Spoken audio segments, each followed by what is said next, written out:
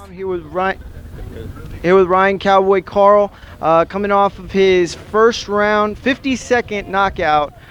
Impressive stuff, and you actually called it. One of the few fighters that called the fight and got it right. So how did you feel coming into the fight? Living up to your word? Was that everything you expected? Well, in the locker room, I felt a little bit off when we first started warming up. We've been back there for 6 hours almost, and so we started warming up a little bit. Dad said, "How do you feel?" I said, "I feel slow. I feel slow." He said, "Well, you're just not warm yet. We've been running 8 miles, and my best miles, my fastest times have been in the end. So you're just not warm yet, So I started kind of bumping out with my dad like I do. I like to do some bump outs and stuff, and then I started hitting Mr. Ronnie again. He said, "How do you feel?" I said, "I'm stronger than I ever have. I feel extremely strong. I feel fast. I feel just perfect." And we just kept doing it, and I just felt better and better every time we hit the mitts. And I came out and it proved to be right. I wasn't coming out cocky. I wanted to take my time with this guy.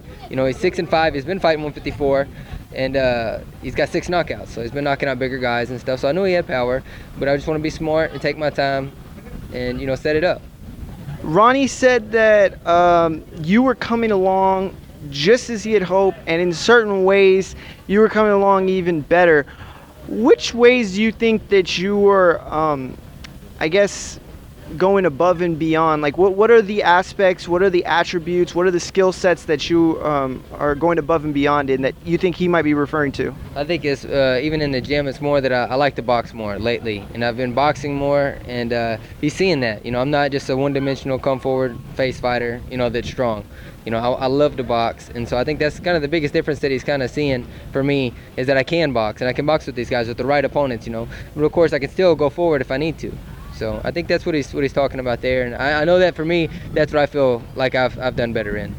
Now, how many more times do you want to fight for the end of the year? I mean, I'm sure you're for sure going to get at least one more in San Antonio, I believe they said.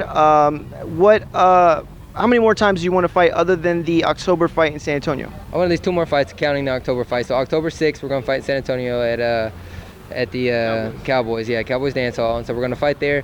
And I would like, it would be awesome to get a fight early November and late December. That would be Christmas for me. But I'll take 2 more fights. I'll be extremely happy with 2 more fights this year. So 2015 is going to come and go into the record books for you as a really good year and you growing as a prospect. What are your hopes for the end of 2016? Not to jump so far ahead, but I'm sure every fighter has a mission or game plan or goals that they want to accomplish at the end of the year. You, I think, have exceeded your 2015 campaign. What's the hopes for next year? I want to be knocking on the door. I want to fight a gatekeeper kind of guy. In 2017, I'd like to fight for a title. And so 2016, I want to be getting myself into the right position, fighting the right kind of fighters that are going to take me up through the ranks. I want to fight better fighters. And the hardest thing is getting them to take the fights for the guy fighting 6 and 8 rounds. There's not a lot of money in it. You're fighting a top prospect. It's kind of as far as business goes, it's not always the best business, but you got to find somebody that's wanting to be better themselves. And so that's really what we're looking at. I want to start knocking on the door, fight a gatekeeper, so to say, so that's our plan. Thank you, Cowboy. Hey, I appreciate it.